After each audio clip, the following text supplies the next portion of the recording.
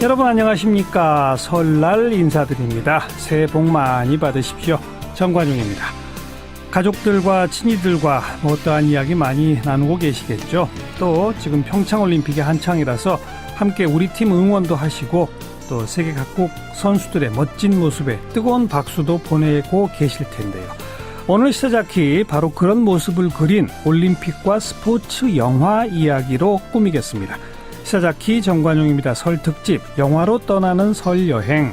어제는 가족들과 함께 편안하게 볼 수 있는 영화들을 소개해드렸는데 오늘은 그 두 번째 시간 올림픽과 스포츠 영화 이야기로 준비했어요. 각본 없는 드라마 이렇게 불릴 만큼 손에 땀을 쥐게 하는 명승부들, 이기고 지는 그 과정 속에 수많은 사람들의 희노애락 그리고 인생이 담겨 있죠.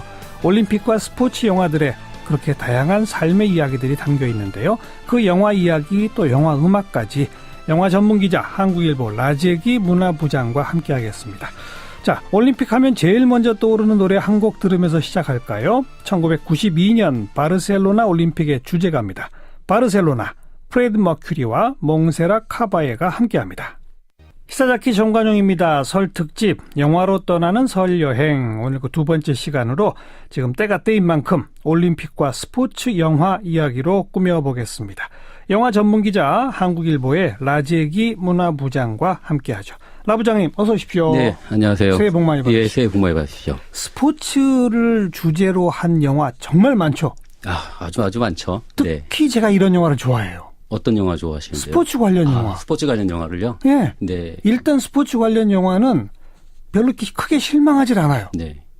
가장 최고의 작품을 꼽으신다면 어떤 작품을 꼽으시는 거예요? 글쎄요. 너무 많아가지고 영화가. 고전으로 보면 불의 전차? 불의 전차 좋죠. 거의 네. 고전급이죠. 그렇죠. 이제 고전이 됐죠. 벌써 개봉한 지 36년 정도 됐으니까요. 그러니까요. 네. 우리 영화도 왜 우생순? 네. 우리들 생애의 최고의 순간. 최고의 순간. 네. 그 영화도 참 재밌었고. 그렇죠. 네. 그 영화도 지금 만 10년이 됐습니다. 벌써 그렇게 됐나요? 네. 시간 빠르죠. 네. 네. 스포츠가 영화 소재로 다루어질 때의 어떤 매력? 그런 걸 뭐라고 정리해야 합니까? 네, 일단 영화와 스포츠는 비슷한 점이 많은 것 같습니다. 영화는 장르라는 예측 가능한 틀 속에서 이야기를 전개를 하잖아요. 근데 스포츠도 정해진 규칙 안에서 경기가 벌어져가지고 좀 규칙이 있죠. 예. 그래서 이제 예측 불가능한 그런 드라마를 만들어내지 않습니까? 뭐 이렇게 말을 하면 좀 어렵게 비교를 한 거고요. 쉽게 말하자면 당연히 영화 제작자들이 드라마틱한 장면들을 찾을 수밖에 없는데 스포츠는 곧 드라마다라는 말이 있듯이 맞아요. 네, 아무래도 스포츠에서 재미있는 소재들이 나오죠. 또 어찌 보면 그 손에 땀을 쥐게 하는 그런 순간들이 스포츠에는 이미 들어있잖아요. 그렇죠. 그러니까 이 영화를 만드는 입장에서는 그 장면만 제대로 그려줘도 네. 그냥 먹고 들어가는 거죠. 네, 그리고 인간 승리 같은 그런 장면들이 워낙 많기 때문에 사람들한테 감동을 줄 수 있는 여지가 있죠. 네. 네. 그런데 정작 지금처럼 동계올림픽 열리고 이러면은 극장의 관객 수는 줄어든다죠? 영향을 받을 수밖에 없죠. 그런데 또 이게 또 영향을 받는 그 요소가 좀 있는데요. 네. 국내에서 그 어떤 경기를 보기 편한 시간에 하다 보면 특히 영향을 많이 받습니다. 그렇죠. 평창 동계올림픽 같은 경우에는 아무래도 국내에서 열리니까 좀 더 영향을 받을 수는 있는데 또 그렇게까지 극장가가 휘청거릴 정도로 영향을 받지는 않는다고 그래요. 크진 않아요. 네, 예. 근데 예를 들어서 김연아 선수처럼 국민 영웅급에 해당하는 그런 선수가 게임을 한다든가 그러면은 영향이 크겠죠. 그러면 앞뒤로 이제 경기가 있는 앞뒤로 해가지고 영향을 받지만 그러지 않은 이상은 그래도 그렇게까지 못 살겠다 그 정도는 아니라고 합니다. 예. 자, 이제 본격적으로 올림픽과 스포츠 영화 다룰 텐데 먼저 동계올림픽을 소재로 한 영화들부터 하나하나 좀 짚어봅시다. 먼저 우리 영화로는 뭐가 있을까요? 동계올림픽 국가대표? 네, 그렇죠. 그렇죠. 국가대표 2009년에 개봉한 국가대표가 있고요. 2016년에 또 개봉한 국가대표 2 2편이 있습니다. 맞아. 2편이 있었죠. 네, 예. 저는 2편은 못 봤어요. 1편만 봤는데. 1편은 이제 동계올림픽 유치를 위해서 급조된 스키점프팀. 네. 그 스키점프팀에 대한 이야기이고요. 2편은 여자 아이스하키 국가대표팀. 이것도 이제 올림픽 유치를 위해서 그렇죠. 급조되는 그 아이스하키 팀에 대한 이야기를 그리고 있습니다. 2편은 제가 못 봤습니다만 스키점프 정말 전혀 모르는 선수들을 억지로 끌어모아가지고 아주 우스꽝스럽게 훈련시키고 하는 그런 장면들. 지금 머릿속에 생생하네요. 네, 그렇죠. 그 주인공이 어쨌든 가장 그나마 스키를 잘 타는 주인공은 그 미국 주니어 알파인 스키 국가대표 출신의 입양인 하정우 씨가 연기를 했었죠. 하정우 씨. 예. 그 하정우 씨가 연기했던 바비라는 그 인물이 가장 동계올림픽에 어울리는 인물이고 나머지는 뭐 나이트클럽 웨이터 아니면 뭐 고깃집 아들 이런 그러니까요. 식의 예. 뭐 동계올림픽뿐만 아니라 운동하고 전혀 무관할 것 같은 사람들이 국가대표가 되면서 벌어진 일들을 네. 그리고 있죠. 근데 그 약간이라도 실화에 기반. 네, 그렇죠. 그렇죠. 네, 예, 예.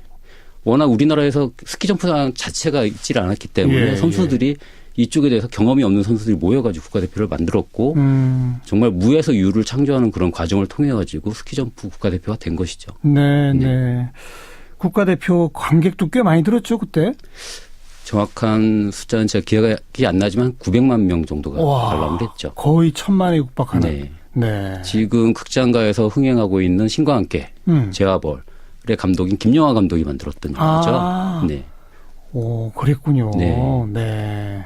그 국가대표에 삽입됐던 노래 한 곡 들어볼까요? 네. 버터플라이입니다. 러브홀릭스. 2009년 개봉했던 국가대표에 삽입된 노래죠. 러브홀릭스의 버터플라이 함께 들었고요. 국가대표 2편이 2016년에 네. 스토리를 좀 소개해 주세요. 네. 어떻게 보면 비슷합니다. 국가대표 1하고 좀 비슷한데요. 이제 소재는 여자 아이스하키이죠. 그런데 오합지졸 같은 그런 사람들이 모여가지고 네. 조금씩 이제 훈련을 하면서 이제 팀을 구성해가는 과정 그리고 역경을 이겨가는 과정들을 그려낸 거죠. 그런 네. 점에서는 국가대표 1하고 비슷한데요. 네네. 어떻게 보면 지금 이번 동계올림픽하고 가장 이렇게 오버랩이 되는 부분이 많습니다. 이번 동계올림픽에서 남과 북이 단일팀을 만들었지 않습니까? 예. 여자 아이스하키에서요. 그렇죠. 네. 그런데 여기서도 보면 2000년부터 2011년까지 이 여자 하키 국가대표 선수로 활동했던 황보영 씨가 있거든요. 네네. 황보영 씨를 모델로 한 선수가 등장을 합니다. 수혜 씨가 연기를 했는데요. 예. 여기서 이제 유일하게 아이스하키를 경험해본 좀 해본. 예, 네, 선수 네. 북한에서 경험을 했다가 탈북을 해서 한국에 정착을 했는데 그것도 실화에 근거한 네, 거예요. 그렇죠. 예. 네, 그래서 이 지원이라는 인물, 그러니까 황보영 씨를 모델로 한 지원이라는 인물, 수혜 씨가 연기를 했는데요. 이 지원만 빼고는 다들 아이스하키하고는 전혀 무관합니다. 네. 뭐 쇼트트랙 선수라든지 아니면 피겨 선수, 아니면 아이스하키 협회 격리 출신. 격리, 네, 협회 그렇죠. 격리. 네, 뭐 이런 식의 그러니까 전혀 아이스하키는 보지도 못했던 사람들이 모여가지고 조금씩 몸을 만들어가고 서로 이제 팀워크를 만들어가면서 예. 동계 아시안 게임에 나가고 이제 올림픽까지 이제 노리게 되는 그런 과정들을 그리고 있죠. 네. 네. 요번에 남북 단일팀 논란이 좀 시끄럽고 이러면서 우리 청취자분들 가운데도 새롭게 알게 되신 분들이 꽤 많을 텐데 네. 대한민국의 여자 아이스하키 팀은 팀이 딱 하나밖에 없다면서요. 그렇죠. 아무래도 국가대표팀 네. 딱 한 팀. 네, 네. 무슨 대학팀, 고등학교팀, 실업팀도 하나도 없고. 네, 예. 그러니까 참 전국에 딱 한 팀이 있는 게 국가대표인 팀이 남북 단일팀까지 만들어내고 올림픽에서 선전. 네. 참 이거 정말 그 스토리 자체가 드라마예요. 네, 어떻게 보면 국가대표 1과 국가대표 2편 둘 다 제목 자체가 아이러니죠. 네. 국가를 대표할 수 없는 그런 인물들 모여가지고 국가를 대표하는데 네. 그 국가를 대표하는 과정에서 자기들의 어떤 정체성을 찾아가는 거죠. 자기네들이 그냥 이렇게 해서 뭐 그 패배주의에 절어서는 안 된다라는 거, 그 어떤 목표의식을 가지고 국가를 대표하겠다는 그런 목표의식을 가지고 예. 운동을 열심히 하게 된다는 그런 과정들이 두 영화의 기본적인 정서이죠. 네. 네. 우리 그 국가대표 1, 2편뿐 아니라 뭐 이따가도 계속 이제 소개를 받겠습니다만은 외국에서 나온 많은 영화들도 대체로 스포츠 영화는 실화에 근거한 게 많아요. 그렇죠. 완전히 픽션보다는 조금씩 좀 그런 게 있는, 그죠? 아무래도 스포츠 영화 같은 경우에는 그래도 어느 정도 사연이 있는 상태에서 영화를 만들어야만 그리고 이야기 구성하기도 쉬울 것 같기도 해요. 네. 네. 그런데 또 흥미로운 점이 뭐냐면 야구나 축구 이런 식의 인기 종목을 소재로 한 네. 영화들은 흥행이 안 됩니다. 그래요? 네. 이상하네요. 지금 말씀드렸던 물론 국가대표 2편은 흥행이 별로 좋지는 않았지만 국가대표 1편은 900만 명 정도가 예. 봤죠. 그리고 예.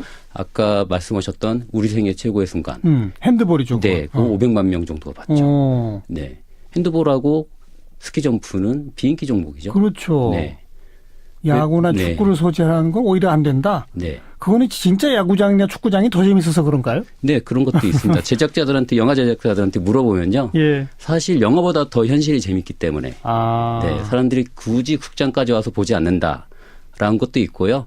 또 워낙 많이들 알잖아요. 그렇죠. 예, 야구에 대해서는 뭐 워낙 열성적인 팬들이 많고 축구도 뭐 정치 평론가하고 축구 평론가, 영화 평론가, 전 국민이 그렇다라는 말들이 있지 않습니까? 네, 네, 그렇기 때문에 아무리 배우들이 연기를 잘하고 해도 정말 직업 선수처럼 하기 힘들기 때문에 관객들이 몰입하기도 힘들고 그러겠죠. 네. 네.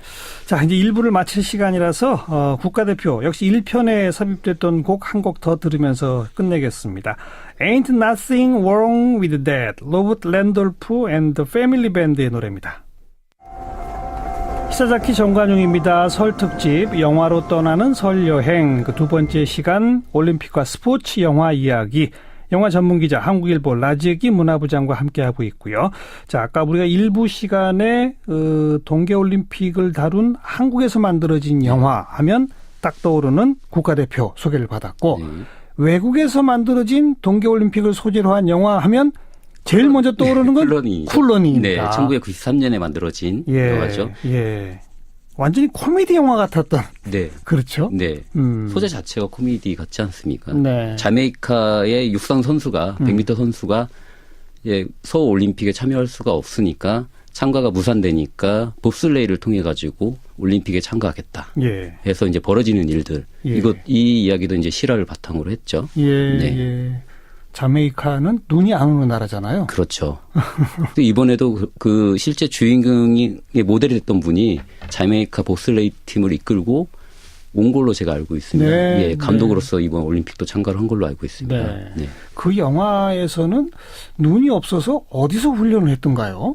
제가 지금 머릿속에 기억이 가물가물한데 그냥 도로에서 바퀴 달고 네. 막 그랬죠. 썰매가 봅슬레이의 그런 모습도 아니고요. 네. 예, 위에 지붕도 없고 예. 그런 썰매 같은 걸 통해 가지고 이제 연습을 하다가 우여곡절 끝에 이제 올림픽까지 진출을 하고 네. 올림픽에서 이제 또 예선까지 통과를 하면서 이제 메달 후보로서 이제 부상을 하죠. 메달 후보까지. 네, 예. 그래서 이제 자메이카 국내에서도 이제 엄청나게 이제 국민들이 흥분을 하고 하면서 이제 네. 국민적인 영웅이 될 뻔했죠. 네. 네. 그러나 이제 뭐 결론을 말씀드리자면은 이제 메달까지는 못 따고 예. 그렇지만 세계적으로 엄청난 그 선풍이 일으켰던 그런 보슬레이 팀이죠. 네. 그 말씀 들으니까 갑자기 한 장면이 떠오르는 게 그 봅슬레이 경기하는 거를 자메이카에서 이렇게 중계를 보잖아요. 네. 근데 자기들이 그렇게 무시했던 사람들이 네. 막 성적이 올리는 걸 보고 사람들이 다들 깜짝깜짝 놀래고 막 그런 장면도 기억이 나요. 네. 어떻게 보면 동계올림픽을 소재로 한 영화들은 대체로 꼴찌들의 반란. 네. 네. 누저, 패배자들의 어떤 반란 이런 것들을 소재로 삼은 영화들이 많은 것 같아요. 네. 아무래도 동계올림픽이 소수만이 즐기는 그런 종목들이 많다 보니까 그 진입장벽이 높고 그렇다 보니까 이제 그 어려운 그런 장벽들을 넘어가지고 예. 자기 목표를 세워가는 과정들이 아무래도 그렇죠. 네, 감동 스토리를 전하게 되겠죠. 종목 특성상 유럽과 북미권이 중심이고 그렇죠.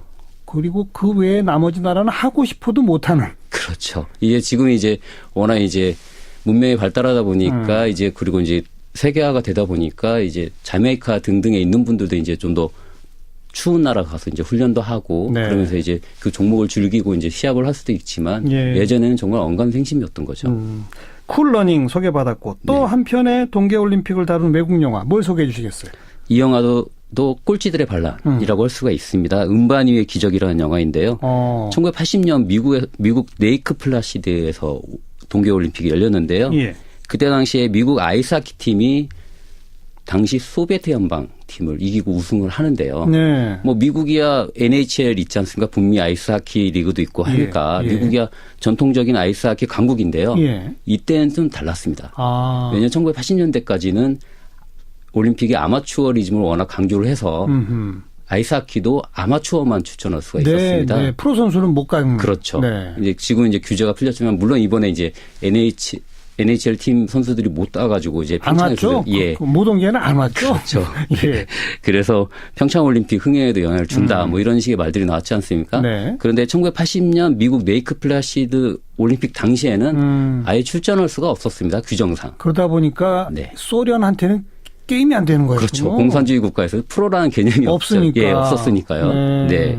그런데 이 아마추어 그 선수들이 실력이 많이 떨어진 아마추어 선수들이 모여가지고 예. 결국에는 말 그대로 제목 그대로 음반위의 기적, 예. 기적을 일으키죠. 우승을 합니다. 우승까지? 네. 실화예요, 그것도? 네, 실화입니다. 그래요. 1980년에 이제 아까 말씀드렸던 네이크 플래시드 올림픽이 열렸는데 이 영화는 1981년에 개봉을 했습니다. 그러니까 그 올림픽 결과를 보고 만들어진. 네, 어느 상당히 미국에서도 이제 이 정말 기적 같은 일이 벌어졌다 해서 엄청난 인기를 끌었기 때문에 바로 이제 영화가 될 정도의 그때 당시 엄청난 파장을 일으켰던 파장이라고 하면 좀 그렇고요. 네.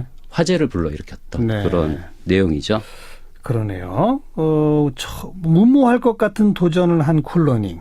그리고 꼴찌들의 반란이라고 정말 말할 수 있는 도저히 게임이 안 되는데 힘을 합쳐서 승리를 일궈내는 네. 음반 위의 기적. 그렇죠. 그래서 이 뒷이야기를 또 제가 찾아보니까요. 네. 이게 그때 당시 정말 기적 같은 일이었기 때문에 그 선수들이 2002년 미국 솔트레이크 시티 그 동계올림픽이 열렸을 때 그 입장을 했는데 9.11 테러 현장에 수습된 그 찢어진 성조기를 들고 입장을 했어요. 그 선수 아이스하키 선수들이. 그러니까 그때 당시 음반 위의 기적을 일으켰던 선수들이 미국에서 이제 다시 어떤 9.12 테러를 비판하는. 예, 딛고 일어서서 네. 미국의 새로운 기적을 불러일으켜라. 이런 식의 메시지를 담아서 입장식에 나와가지고 개회식 입장을 해서 화제가 되기도 했죠. 물론 이제 그 부분에 대해서는 지나친 애국주의 아니냐 이런 식의 비판도 있긴 했지만 네. 어쨌든 1980년 당시에는 엄청난 그 화제를 불러일으켰던 아이스하키 팀입니다. 그만큼 미국 국민 전체의 영웅으로 떠올랐겠네요. 그렇죠. 네. 이 경기는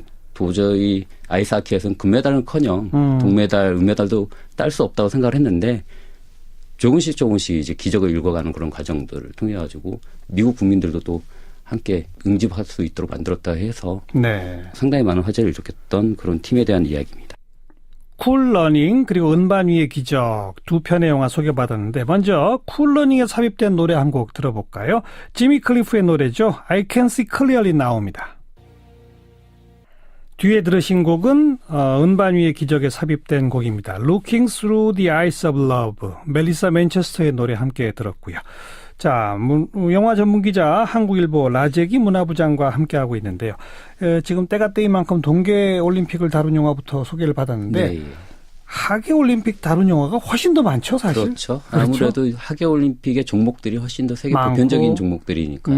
네. 영화적으로도 만들기 먼저 뭘 좀 소개해 주시겠어요? 아까 말씀하셨던 불의 전차. 불의 전차? 네. 예. 1981년에 만들어졌죠. 그러나 사실 한국에서 극장 개봉한 거는 얼마 안 되죠. 최근이었던 걸로 맞아요. 네. 2016년이었는가? 그때 극장 개봉은 처음으로 이루어졌었죠. 예. 그러나 스토리를 좀 소개해 주세요. 예. 그 배경은 1924년 영국이고요. 거기 이제 대학생인 그 젊은 그 에이브럼이라는 젊은이와 선교사인 에릭 리델이라는 사람이 서로 맞대결을 펼치는 이야기입니다. 육상. 예. 육상이죠. 이제 한 사람은 이제 유대인 출신이고 그래서 유대인으로서의 어떤 유대인에 대한 편견을 이기기 위해서 이제 열심히 달리고 또 선교사인 리델 같은 경우에는 종교적 신념을 위해서 달리는 그런 모습인데요. 그 둘의 대결과 우정들이 이제 올림픽을 배경으로 펼쳐지는 영화이죠. 네. 네. 유대교는 이 휴일의 개념이 다르잖아요. 네. 그래서 토요일인가 아마 그럴 거예요. 네. 그래서 그날은 훈련 못해. 막 이런 장면도 떠오르고 그랬던 것 같은데. 네.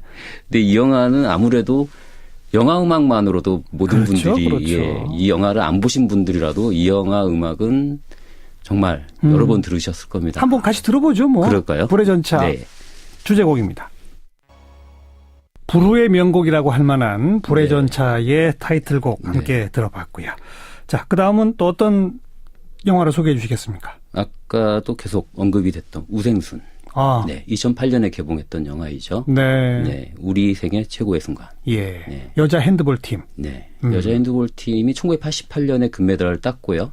92년 바르셀로나 올림픽에서도 금메달을 땄죠. 예. 예, 한국 국기 역사상 2연패, 올림픽 2연패를 유일무이하게 한 경우이죠. 네. 이렇게 보면은 정말 최고의 팀, 정말 엘리트이지 않습니까? 예. 우생순에서 그려지는 인물들은 엘리트들이 아니죠. 네. 뭐 엘리트들이지만 그들의 삶 자체는 정말 서민들하고 큰 차이가 없죠. 그렇죠. 네. 생계를 꾸리기가 힘들고 생계 꾸리기 힘들기 때문에 부부가 갈등을 하고 또 아이들하고 또 헤어져 떨어져서 지내야 되고 이런 가정들의 모습들이 영화 속에서 등장을 하죠. 네. 사실 올림픽에 대한 영화이기도 하지만 저희 그 한국인들의 인생에 대한 삶에 대한 보통 한국인들의 모습들을 그려서 훨씬 더 감동을 불러일으켰던 것 같습니다. 그리고 바로 그 비인기 종목이기 때문에 네. 올림픽 금메달까지 땄지만 네. 먹고 살기 힘든. 정말 세계적인 엘리트죠. 그럼에도 핸드볼 불구하고. 쪽에서는요. 그러니까요. 네. 근데 뭐 우리 프로 핸드볼 팀이 있어서 거액의 연봉을 주고 막 이런 게 아니니까. 그렇죠. 그죠. 네. 그러다 보니까 이제 너무 힘들고 나이 먹고 애 낳고 해서 이제 못해. 그래서 핸드볼 팀 떠났다가 네. 다시 억지로 또 합류하고 막 그랬던 스토리들. 네. 그렇게 모인 사람들이 또 투혼을 발휘해서 네, 최고의 명장면들을 또 연출을 해내죠. 맞습니다. 그때 당시에 AP통신이 아테네 올림픽 최고의 명수 중에 하나로 꼽았던 게 한국 여자 핸드볼 팀의 선전이죠. 네. 우리 생애 최고의 순간. 네. 자, 그다음 또 어떤 영화요? 이 영화는 좀 어두운 영화입니다. 사실 올림픽이 소재일 뿐이지, 그러니까 올림픽이 소재라기보단 배경일 뿐이지 올림픽이 많이 언급되는 영화는 아니고요. 뮌헨입니다. 뮌헨. 2005년에 개봉한. 테러를 다룬. 그렇죠. 네. 스티븐 스필버그 감독이 연출한 영화인데요. 예. 1972년 뮌헨 올림픽 때 테러가 벌어졌죠. 일명 검은 9월단이 맞습니다. 선수촌에 난입을 해가지고 그렇죠. 네, 이스라엘 선수단 11명을 살해했죠. 예. 올림픽 역사상 가장 불행한 사건으로 꼽히죠. 네, 그래서 그 이후의 이야기들입니다. 그래서 이스라엘의 첩보기관 모사드의 비밀 요원들이 그 보복을 나서는. 예. 네, 그래서 그 테러단하고 연결돼 있던 사람들을 다 찾아내갖고 보복을 하죠. 네. 이건 말씀하신 대로 스포츠 영화라고 하긴 좀 그런. 정치 영화인데요. 네. 그런데 아무래도 그 뮌헨 올림픽의 그 검은 9월단 테러는 올림픽 역사에서 지울 수 없는 그런 오점이기도 하고요. 예, 저희들한테 또 큰 교훈을 주기 때문에 이 영화를 통해서 또 올림픽에 또 갖는 의미, 또 올림픽 역사를 또 반추할 수 있을 것 같습니다. 평화의 메시지 이런 네. 거 말이죠. 역설적으로요. 네. 네. 또 그다음 영화는요? 또 이 영화도 좀 어두운 영화인데요. 뭡니까? 폭스캐쳐라는 영화입니다. 이거 얼마 전에 저 봤어요. 2014년 개봉을 예, 했죠. 몇 년 전에 봤어요. 네. 예. 그 듀퐁이라고 유명한 그 세계적인 다국적 기업이 있지 않습니까? 그 듀퐁의 상속자의 살인 사건에 대한 이야기죠. 네. 근데 이 상속자가 이름이 존 두폰인데요.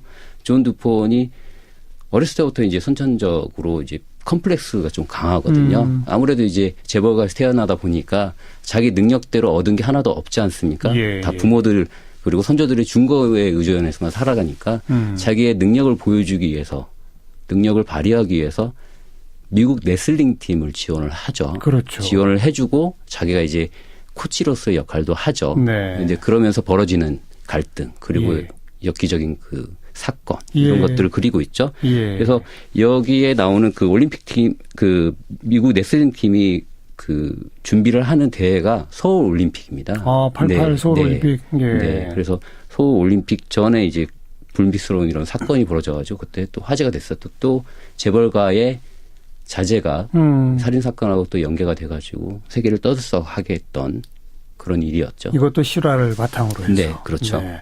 이건 스포츠 영화이면서 약간 스릴러적인 그렇죠. 그랬던 영화로 기억이 나요. 예. 네. 현대사의 어떤 어두운 면들을 여러 면모에서 이제 보여주는 그런 영화이죠. 네.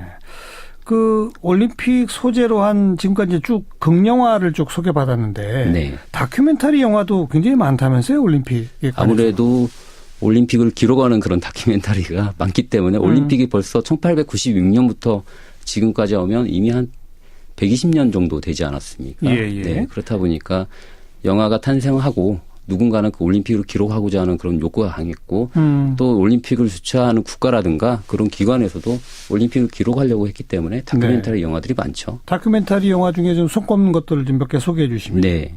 이 영화는 1936년 베를린 올림픽에 대한 기록입니다. 예. 올림피아라는 영화이고요. 올림피아. 네. 베를린 올림픽이면 우리 송기정 선수가 네. 마라톤에서 마라톤 금메달 했던 땄었죠. 일장기 달고 네. 그거죠? 네. 그래서 이 영화의 특정 부분은 대한민국 사람이라면 다 봤습니다.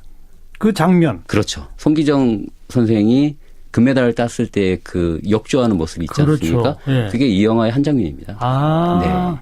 영화 전부는 안 봤지만 그 장면은 그렇죠. 다 봤죠. 그렇죠. 그래서 한국인들이 잘 모르긴 하지만 이 영화의 제목이라든가 이 영화의 어떤 정체를 잘 모르긴 하지만 예. 이 영화는 다들 봤다라는 거죠. 베를린 올림픽을 담은 다큐멘터리 올림피아. 네. 그다음엔요? 그다음에 1964년 도쿄 올림픽을 기록한 도쿄 올림픽이라는 예. 다큐멘터리가 또 유명합니다. 그러니까 앞에 베를린 올림픽 다룬 올림피아하고 네. 도쿄 올림픽을 다룬 도쿄 올림픽이 특별히 다른 때 올림픽 다큐보다 유명한 이유는 뭡니까?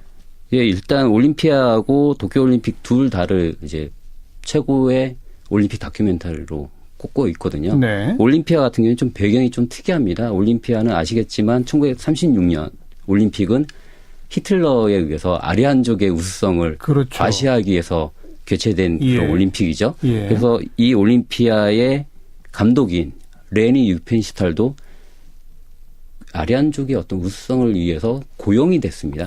네, 히틀러에 의해서 고용이 됐죠. 그런데 이 사람이 그 아리아인들의 우수성을 포커스를 맞춰갖고 영화를 만들지는 않았습니다.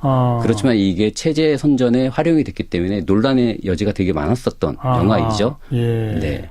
근데 올림피아 같은 경우에는 운동하는 사람들의 어떤 신체적인 아름다움 그리고 자연과의 조화 그런 서정성 같은 것들을 강조해가지고 네. 상당히 아름다운 다큐멘터리로 그렇게 평가를 받는데요. 송기정 선생이 띄었던 장면들을 한번 생각해 보시면 됩니다. 예. 송기정 선생이 뛰는 장면과 그림자 그다음에 나무가지들 이런 것들을 교차해서 편집하고 보여주거든요. 아하. 단지 마라톤의 어떤 모습들을 보여주는 게 아니라 예. 그 당시에 아름다운 그 자연의 모습까지도 담아냈던 그런 다큐멘터리라서 높게 평가를 받고 있습니다. 스포츠를 그냥 단지 기록이 아니라 네. 사람의 신체의 움직임을 아름답게 승화시킨. 네. 그리고 이제 주변의 자연과의 어떤 조화스러운 올림피아. 그리고 네. 도쿄 올림픽은 왜 유명합니까? 도쿄 올림픽은 이 감독이 이치가곤 감독이라는 분인데요. 일본에서 유명한 반전 영화 감독입니다. 그러니까 1964년 도쿄 올림픽 같은 경우에는 일본이 세계 제2차 세계대전에서 패배한 일본이 다시 새롭게 재생했다라는 거, 부활했다는 걸 보여주는 그런 자리였지 않습니까? 그걸 과시하기 위해서 그렇죠. 유치한 거였죠. 네. 그런데 감독 자체는 일본의 어떤 전쟁에 대해서 비판적이었던 분이었죠. 버마프라는 그런 영화도 있었고요. 그다음에 인간의 조건이라는 영화들을 통해 가지고 일본 제국주의에 대해서 강렬하게 비판했던 그런 감독이거든요. 근데 이런 사람을 도쿄올림픽 기록 영화를 만들도록 했던 거죠. 그래서 이 영화는 어떤 스포츠의 결과보다는 인간적인 측면에 초점을 맞춥니다. 네. 카메라가 패자에 주로 이렇게 포커싱이 맞춰져 있고요. 승자가 아니라 패자를. 네, 승자도 나오긴 하죠. 그렇지만 그 경기에서 진 사람들에 대해서 이렇게 포커싱을 맞추고 초점을 맞춰가지고 그 뒷이야기에 대한 그 스포츠 이면의 이야기들을 전달하면서 사람들한테 감동을 불러일으키죠. 독특하고 새로운 관점의 올림픽 기록 영화. 그래서 또 칭송을 받겠군요. 그렇죠. 네. 올림피아 그리고 도쿄 올림픽. 올림픽을 다룬 다큐멘터리 영화 중에 가장 유명한 두 작품이라 하셨고 또 다큐멘터리 영화 하나 소개해 주신다면요? 이것도 1968년 프랑스 그르노블 동계올림픽을 기록한 영화인데요. 예. 하얀 연인들. 제목으로 봤을 때는 노맨스 영화 같죠. 예. 네. 그런데 제가 찾아보니까 원제는 프랑스에서의 13일이라는 그런 뜻을 가졌더라고요. 그런데 일본을 거쳐오면서 제목 자체가 좀 바뀌어가지고 좀 더 낭만적인 제목으로 바뀌었는데요. 하얀 연인들로. 네, 1968년에 만들어진 영화이고요. 네. 그런데 이 영화의 감독은 클로드 눌루슈 감독인데요. 네. 클로드 눌루슈, 프랑스와 나이헨바흐 감독이 공동으로 연출을 했거든요. 클로드 눌루슈라면 올드 밴들이라면 좀 알만한 감독입니다. 전 잘 모르겠는데요. 남과여 혹시 보셨나요? 남과여? 네. 그 감독이에요? 네, 남과여 감독입니다. 네. 근데 다큐멘터리를 찍었어요? 네. 예. 그리고 그러니까 상당히 이 제목만큼 낭만적인 영화입니다. 그리고 이 영화에 삽입된 음악은 프란시스 레이가 작곡을 네. 했고요. 네. 프란시스 레이는 난가요의 음악을 그렇죠. 다들 아시겠죠? 아무래도 50대 이상 분들 같은 경우는 예. 알만한 그 음악이죠. 난가요의 음악. 사랑의 테마죠. 네. 예. 그거를 그거를 작곡을 했고 또 러브스토리로도 유명한 그런 음악 감독입니다. 네. 이분이 참여해가지고 음악이 아름다운 올림픽 기록 영화로서 알려져 있죠. 프랑스에서의 13일이라고 하면 프랑스 그때 아까 동계올림픽을 네, 동계올림픽을 13일 동안 기록한 영화거든요. 그대로. 네, 그러니까 프랑스 그르노빌에서 열렸던 1968년 그 올림픽에 대한 기록인데요. 네. 제목으로 봤을 때는 다들 올림픽 기록 영화라고는 전혀 생각을 못할 만한 그런 제목이죠. 근데 그만큼 영화가 또 아름답고 네, 또 음악이 아름답고 음악으로도 많이 알려져 그 있습니다. 아름다운 네. 하얀 연인들의 테마 오리지널 사운드 트랙으로 들어보시죠. 시사자키 정관용입니다. 설 특집 영화로 떠나는 설 여행 오늘 그 두 번째 시간으로 올림픽과 스포츠 영화 이야기 준비해서 꾸며드리고 있고요. 영화 전문기자 한국일보 라재기 문화부장과 함께하고 있습니다. 앞서 먼저 들으신 곡 너무나 유명한 그 하얀 연인들의 테마곡 들어보셨고요. 두 번째 들으신 곡은 1964년 도쿄올림픽을 배경으로 한 영화입니다. 뛰지 말고 걸어라의 테마곡 벤츄러스의 연주인 Work Don't Run이라고 하는 곡이었었는데요. 아까 라재기 부장께서 이 도쿄올림픽을 다룬 다큐멘터리만 소개해 주셨는데 네, 그렇죠. 도쿄올림픽을 배경으로 한 뛰지 말고 걸어라 우리 같이 네. 들은 곡. 네. 이 영화는 어떤 영화입니까? 이 영화는 코미디 영화입니다. 로맨틱 코미디 영화인데요. 예, 예. 그 도쿄올림픽이 개막하기 이틀 전 도쿄를 찾게 된 영국 사업가의 이야기입니다. 네. 네, 아무래도 올림픽 기간이기 때문에 숙소를 찾기가 힘들죠. 네. 그래서 어렵사리 이제 숙소를 찾게 됐는데 거기에 이미 머물고 있는 한 여성을 발견하게 되죠. 그래서 이제 그 여성은 자기는 혼자 머물도록 돼 있다라고 네. 하는데 알고 보면 그 여성이 예전에 이제 룸메이트를 찾는다라는 식의 광고를 했었는데 그걸 까먹고 있었던 거죠. 네, 그러면서 이제 벌어지는 이제 남자와 여성 간의 이제 사연이 이 영화의 주된 내용입니다. 네. 이것도 스포츠 영화는 아니로군요. 그렇죠. 러브라인은 네. 그 사업가가 캐리 그란트입니다. 네, 미남 배우죠. 네. 주로 남녀 간의 사랑 이야기에서 많이 나왔던 그런 배우이죠. 네. 네. 오늘 이제 올림픽, 동계올림픽부터 시작해서 하계올림픽 또 다양한 스포츠 이 영화들 다뤄보고 있는데 제 기억에는 또 이 스포츠를 소재로 한 영화이면서 뭐 장애 아동이 건강한 사람들과 함께 어울리는 뭐 이런 것도 있고 네. 그냥 돈만 밝히는 사람이 또 다른 어떤 성격으로 변화하는 영화도 있고 이 스포츠는 그런 뭐랄까요 인간 변화 뭐 네, 이런 걸 다룬 영화도 굉장히 많죠. 네, 예. 지금 막 떠오르는 영화는 사실 없지만요. 사실 그 제가 그 2년 전인가 개봉했던 영화가 레이스라는 영화가 있는데요. 레이스. 예. 이 영화 같은 경우에는 제시 오웬스에 대한 생애를 다룬 영화거든요. 뭐 제시 오웬스가 어떤 뭐 장애가 있거나 그러진 않지만 제시 오웬스 같은 경우에는 옛날 흑백 갈등이 심했던 흑인에 대한 차별이 심했던 1930년대 대학교를 나오고 그다음에 국가대표가 되는데요. 흑인이기 때문에 국가대표가 되기가 힘들었던 그런 시절에 대한 이야기거든요. 네, 그리고 나중에 1936년 올림픽에 가서도 히틀러한테 계속 무시를 당하죠. 예, 그래서 제목 자체가 좀 이중적인데요. 인종이라는 뜻? 인종이라는 뜻도 있고 경주라는 뜻도 있죠. 그렇군요. 네, 그래서 두 가지를 그 사람이 경주를 통해 가지고 인종의 편견, 인종의 한계, 흑인으로서 사회적인 한계를 뛰어넘는 그런 과정들을 보여줬던 거죠. 네, 그런 부분에 있어서는 아무래도 스포츠 영화는 그런 부분에서 어떤 여러 가지 장애라든가 여러 가지 사회적인 편견 이런 것들을 뛰어넘는 장면 그리고 그런 이야기들을 다룬 영화들이 많을 수밖에 없죠. 네. 방금 인종 얘기하시니까 남아프리카 공화국에서 넬슨 만델라 대통령이 이 럭비 거기는 인빅타라는 영화죠. 인빅터. 인빅터라는 영화죠. 네. 그 영화도 아주 유명한 영화죠. 그렇죠. 실화를 바탕으로 했죠. 남아프리카 공화국이 럭비 강국인데요. 럭비 강국인데 이제 럭비 월드컵을 유치를 하게 됐죠. 그때는 이제 만델라가 이제 대통령이었던 시절인데요. 흑백 갈등이 또 심했었죠. 그러니까요. 예, 흑인들은 이제 자기네들이 이제 흑인 대통령이 탄생을 했고 좀 더 자기네들이 권리를 이제 되찾았다고 생각하지만 백인들이 생각할 때는 자기네들이 가지고 있었던 여러 가지 권력을 뺏겼기 때문에 아무래도 이제 그때 당시에 흑백 갈등이 더 심화가 됐었죠. 그런데 그 넉비팀을 통해 가지고 넉비 국가대표팀을 통해 가지고 남아프리카 공화국의 흑인과 백인들이 하나가 되는 그런 인종 모습들. 화해를 네, 그런 만들어내는. 그려냈죠. 네, 네. 네. 그처럼 올림픽을 다룬 영화들은 항상 결말은 뭔가 평화, 네. 인간 승리, 네. 어떤 화해와 조화, 뭐 이런 식 같아요. 네.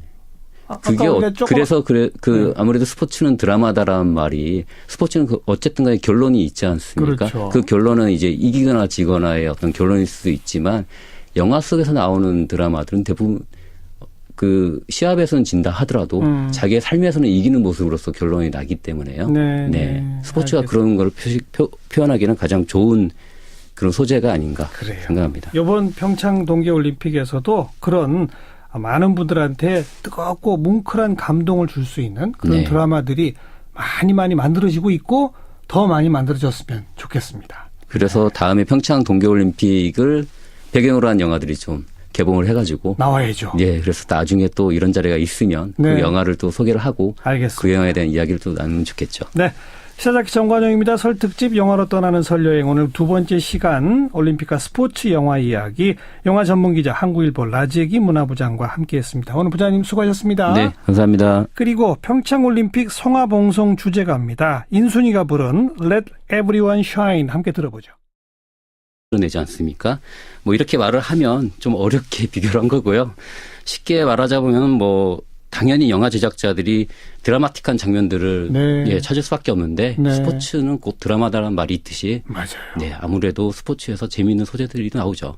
또 어찌 보면 그 손에 땀을 쥐게 하는 그런 순간들이 스포츠에는 이미 들어있잖아요. 그렇죠. 그러니까 이 영화를 만드는 입장에서는 그 장면만 제대로 그려줘도 네. 그냥 먹고 들어가는 거죠. 네, 그리고 인간 승리 같은 그런 장면들이 워낙 많기 때문에 예, 사람들한테 감동을 줄 수 있는 여지가 있죠. 네. 네. 그런데 정작 지금처럼 동계올림픽 열리고 이러면은 극장의 관객 수는 줄어든다죠? 영향을 받을 수밖에 없죠. 그런데 또 이게 또 영향을 받는 이유 그 요소가 좀 있는데요. 네. 국내에서 그 어떤 경기를 보기 편한 시간에 하다 보면 특히 영향을 많이 받습니다. 그렇죠. 평창 동계 올림픽 같은 경우에는 아무래도 국내에서 열리니까 예. 좀 더 영향을 받을 수는 있는데 또 그렇게까지 극장가가 휘청거릴 정도로 영향을 받지는 않는다고 그래요. 크진 않아요. 네, 예. 근데 예를 들어서 김연아 선수처럼 예. 국민 영웅급에 해당하는 그런 선수가 게임을 한다든가 그러면은 영향이 크겠죠. 예. 그러면 뭐 앞뒤로 이제 경기가 있는 앞뒤로 해가지고 예. 영향을 받지만 그러지 않은 이상은 그래도 그렇게까지 못 살겠다 그 정도는 아니라고 합니다. 예. 자, 이제 본격적으로 올림픽과 스포츠 영화 다룰 텐데 먼저 동계올림픽을 소재로 한 영화들부터 하나하나 좀 짚어봅시다. 먼저 우리 영화로는 뭐가 있을까요? 동계올림픽 국가대표? 네, 그렇죠. 그렇죠. 국가대표 2009년에 개봉한 국가대표가 있고요. 2016년에 또 개봉한 국가대표 2 2편이 있습니다. 아, 맞아. 2편이 있었죠. 네, 예. 저는 2편은 못 봤어요. 1편만 봤는데. 1편은 이제 동계올림픽 유치를 위해서 급조된 스키점프팀. 네. 그 스키점프팀에 대한 이야기이고요. 2편은 여자 아이스하키 국가대표팀. 이것도 이제 올림픽 유치를 위해서 그렇죠. 네, 급조되는 그 아이스하키 팀에 대한 이야기를 그리고 있습니다. 2편은 제가 못 봤습니다만 스키점프 정말 전혀 모르는 선수들 억지로 끌어모아가지고 네. 아주 우스꽝스럽게 훈련시키고 하는 그런 장면들. 뭐 지금 머릿속에 생생하네요. 네, 그렇죠. 그 주인공이 어쨌든 가장 그나마 스키를 잘 타는 주인공은 그 미국 주니어 알파인 스키 국가대표 출신의 이병인 하정우 씨가 연기를 했었죠. 하정우 씨. 예, 예. 그 하정우 씨가 연기했던 바비라는 그 인물이 가장 동계올림픽에 어울리는 인물이고 나머지는 뭐 나이트클럽 웨이터 아니면 뭐 고깃집 아들 이런 그러니까요. 식의 예. 뭐 동계올림픽뿐만 아니라 운동하고 전혀 무관할 것 같은 사람들이 국가대표가 되면서 벌어진 일들을 네. 그리고 있죠. 근데 그 동계올림픽을 다룬 한국에서 만들어진 영화 하면 딱 떠오르는 국가대표 소개를 받았고 네. 외국에서 만들어진 동계올림픽을 소재로 한 영화 하면 제일 먼저 떠오르는 건 쿨러니입니다. 네, 1993년에 만들어진 영화죠. 예. 완전히 코미디 영화 같았던. 네. 그렇죠. 네. 소재 자체가 코미디 같지 않습니까? 네. 자메이카의 육상 선수가 100m 선수가 예, 서울 올림픽에 참여할 수가 없으니까 참가가 무산되니까 봅슬레이를 통해 가지고 올림픽에 참가하겠다. 예. 해서 이제 벌어지는 일들. 예. 이 이야기도 이제 실화를 바탕으로 했죠. 예. 네. 예. 자메이카는 눈이 안 오는 나라잖아요. 그렇죠. 근데 이번에도 그 실제 주인공이 모델이 됐던 분이 자메이카 봅슬레이 팀을 이끌고 온 걸로 제가 알고 있습니다. 네, 예, 감독으로서 이번 올림픽도 참가를 한 걸로 알고 있습니다. 네. 네. 그 영화에서는 눈이 없어서 어디서 훈련을 했던가요? 제가 지금 머릿속에 기억이 가물가물한데 그냥 도로에서 도로에서 훈련을 바퀴 달고 네. 막 그랬죠? 썰매가 봅슬레이의 아니라. 그런 모습도 아니고요. 네. 예, 위에 지붕도 없고 예. 그런 썰매 같은 걸 통해 가지고 이제 연습을 하다가 우여곡절 끝에 이제 올림픽까지 진출을 하고 네. 올림픽에서 이제 또 예선까지 통과를 하면서 이제 메달 후보로서 이제 부상을 하죠. 메달 후보까지. 네, 예. 그래서 이야. 이제 자메이카 국내에서도 이제 엄청나게 이제 국민들이 흥분을 하고 하면서 이제 네. 국민적인 영웅이 될 뻔했죠. 네. 네. 네. 그러나 이제 뭐 결론을 말씀드리자면은 이제 메달까지는 못 따고 예. 그렇지만 세계적으로 엄청난 그 선풍이 일으켰던 그런 보슬레이 팀이죠. 네. 그 말씀 들으니까 갑자기 한 장면이 떠오르는 게 그 봅슬레이 경기하는 거를 자메이카에서 이렇게 중계를 보잖아요. 네, 예. 근데 자기들이 그렇게 무시했던 사람들이 네, 막 성적이 올리는 걸 보고 사람들이 다들 깜짝깜짝 놀래고 막 그런 장면도 기억이 나요. 네. 어떻게 보면 동계올림픽을 소재로 한 영화들은 대체로 꼴찌들의 반란, 네, 네. 누저, 패배자들의 어떤 반란 이런 것들을 소재로 삼은 영화들이 많은 것 같아요. 네. 아무래도 동계올림픽이 소수만이 즐기는 그런 종목들이 많다 보니까 그 진입장벽이 높고 그렇다 보니까 이제 그 어려운 그런 장벽들을 넘어가지고 예. 자기 목표를 세워가는 과정들이 아무래도 그렇죠. 네, 감동 스토리를 전하게 되겠죠. 종목 네. 특성상 유럽과 북미권이 중심이고 그렇죠. 그리고 그 외에 나머지 나라는 하고 싶어도 못하는. 그렇죠. 이게 지금 이제 워낙 이제 문명이 발달하다 보니까 이제 그리고 이제 세계화가 되다 보니까 이제 자메이카 같은데 무슨 대학팀, 고등학교팀, 실업팀도 하나도 없고. 네, 예. 그러니까 참 전국에 딱 한 팀 있는 게 국가대표인 팀이 남북 단일팀까지 만들어내고 올림픽에서 선전. 네. 참 이거 정말 그 스토리 자체가 드라마예요. 네, 어떻게 보면 국가대표 1과 국가대표 2편 둘 다 제목 자체가 아이러니죠. 네. 국가를 대표할 수 없는 그런 인물들이 모여가지고 국가를 대표하는데 네. 그 국가를 대표하는 과정에서 자기들의 어떤 정체성을 찾아가는 거죠. 자기네들이 그냥 이렇게 해서 뭐 그 패배주의에 절어서는 안 된다라는 거, 그 어떤 목표의식을 가지고 국가를 대표하겠다는 그런 목표의식을 가지고 예. 운동을 열심히 하게 된다는 그런 과정들이 두 영화의 기본적인 정서이죠. 네. 네. 우리 그 국가대표 1, 2편뿐 아니라 뭐 이따가도 계속 이제 소개를 받겠습니다만은 외국에서 나온 많은 영화들도 대체로 스포츠 영화는 실화에 근거한 게 많아요. 그렇죠. 완전히 픽션보다는 조금씩 좀 그런 게 있는, 그죠? 아무래도 스포츠 영화 같은 경우에는 그래도 어느 정도 사연이 있는 상태에서 영화를 만들어야만 그런 이야기 구성하기도 쉬울 것 같기도 해요. 네. 네. 근데 또 흥미로운 점이 뭐냐면 야구나 축구 이런 식의 인기 종목을 소재로 한 네. 영화들은 흥행이 안 됩니다. 그래요? 네. 이상하네요. 지금 말씀드렸던 물론 국가대표 2편은 흥행이 별로 좋지는 않았지만 국가대표 1편은 900만 명 정도가 봤죠. 그리고 예. 아까 말씀하셨던 우리 생애 최고의 순간. 핸드볼이죠. 네, 그 500만 명 정도가 봤죠. 네. 핸드볼하고 스키 점프는 비인기 종목이죠. 그렇죠. 네.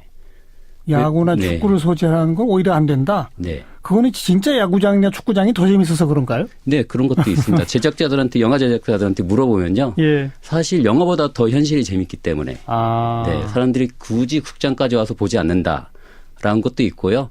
또 워낙 많이들 알잖아요. 그렇죠. 예, 야구에 대해서는 뭐 워낙 열성적인 팬들이 많고 축구도 뭐 정치 평론가하고 축구 평론가, 영화 평론가, 전 국민이 그렇다라는 말들이 있지 않습니까? 네, 네, 그렇기 때문에 아무리 배우들이 연기를 잘하고 해도 정말 직업 선수처럼 하기 힘들기 때문에 관객들이 몰입하기도 힘들고 그러겠죠. 네. 네. 자, 이제 1부를 마칠 시간이라서 국가대표 역시 1편에 삽입됐던 곡 한 곡 더 들으면서 끝내겠습니다. Ain't Nothing Wrong With That, 로버트 랜돌프 and the Family Band의 노래입니다. 히사자키 정관용입니다. 설 특집 영화로 떠나는 설 여행 그 두 번째 시간 올림픽과 스포츠 영화 이야기 영화 전문 기자 한국일보 라지기 문화부장과 함께하고 있고요. 자, 아까 우리가 일부 시간에 여러분 안녕하십니까. 설날 인사드립니다. 새해 복 많이 받으십시오. 정관용입니다. 가족들과 친이들과 어떠한 이야기 많이 나누고 계시겠죠. 또 지금 평창올림픽이 한창이라서 함께 우리 팀 응원도 하시고 또 세계 각국 선수들의 멋진 모습에 뜨거운 박수도 보내고 계실 텐데요. 오늘 시사자키 바로 그런 모습을 그린 올림픽과 스포츠 영화 이야기로 꾸미겠습니다. 시사자키 정관용입니다. 설 특집 영화로 떠나는 설 여행. 어제는 가족들과 함께 편안하게 볼 수 있는 영화들을 소개해드렸는데 오늘은 그 두 번째 시간 올림픽과 스포츠 영화 이야기로 준비했어요. 각본 없는 드라마 이렇게 불릴 만큼 손에 땀을 쥐게 하는 명승부들, 이기고 지는 그 과정 속에 수많은 사람들의 희노애락 그리고 인생이 담겨 있죠. 올림픽과 스포츠 영화들의 그렇게 다양한 삶의 이야기들이 담겨 있는데요.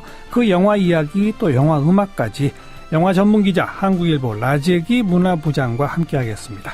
자, 올림픽 하면 제일 먼저 떠오르는 노래 한 곡 들으면서 시작할까요? 1992년 바르셀로나 올림픽의 주제가입니다. 바르셀로나, 프레드 머큐리와 몽세라 카바예가 함께합니다. 시사자키 정관용입니다. 설 특집 영화로 떠나는 설 여행. 오늘 그 두 번째 시간으로 지금 때가 때인 만큼 올림픽과 스포츠 영화 이야기로 꾸며보겠습니다. 영화 전문기자 한국일보의 라재기 문화부장과 함께하죠. 라 부장님 어서 오십시오. 네, 안녕하세요. 새해 복 많이 받으십시오. 예, 새해 복 많이 받으십시오. 스포츠를 주제로 한 영화 정말 많죠. 아주 많죠. 특히 네. 제가 이런 영화를 좋아해요. 어떤 영화 좋아하시는데요? 스포츠 관련 영화. 스포츠 관련 영화를요? 예. 네. 일단 스포츠 관련 영화는 별로 크게 실망하질 않아요. 네. 가장 최고의 작품을 꼽으신다면 어떤 작품을 꼽으시는 거예요? 글쎄요. 너무 많아가지고 영화가. 고전으로 보면 불의 네. 전차? 불의 전차 좋죠. 거의 네. 고전급이죠. 그 그렇죠. 정도는. 이제 고전이 됐죠. 벌써 개봉한 지 36년 정도 됐으니까요. 그러니까요. 네. 우리 영화도 그 왜 우생순? 네. 우리들 생애의 최고의 순간. 최고의 순간. 네. 그 영화도 참 재밌었고. 그렇죠. 네. 그 영화도 지금 만 10년이 됐습니다. 벌써 그렇게 됐나요? 네. 시간 빠르죠. 네, 네. 스포츠가 영화 소재로 다루어질 때의 어떤 매력? 그런 걸 뭐라고 정리해야 합니까?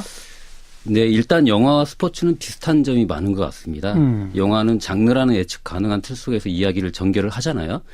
근데 스포츠도 정해진 규칙 안에서 경기가 벌어져가지고 좀 규칙이 있죠. 예. 그래서 이제 예측 불가능한 그런 드라마를 만들어. 약간이라도 실화에 기반. 네, 그렇죠. 그렇죠. 네, 예. 워낙 우리나라에서 스키 점프장 자체가 있질 않았기 때문에 선수들이 이쪽에 대해서 경험이 없는 선수들이 모여가지고 국가대표를 만들었고 정말 무에서 유를 창조하는 그런 과정을 통해 가지고 스키점프 국가대표가 된 것이죠. 네, 네. 국가대표 관객도 꽤 많이 들었죠 그때. 정확한 숫자는 제가 기억이 안 나지만 900만 명 정도가 관람을 했죠. 거의 1000만에 육박하는. 네. 네. 지금 극장가에서 흥행하고 있는 신과 함께 제와벌의 감독인 김영하 감독이 만들었던 영화죠. 네.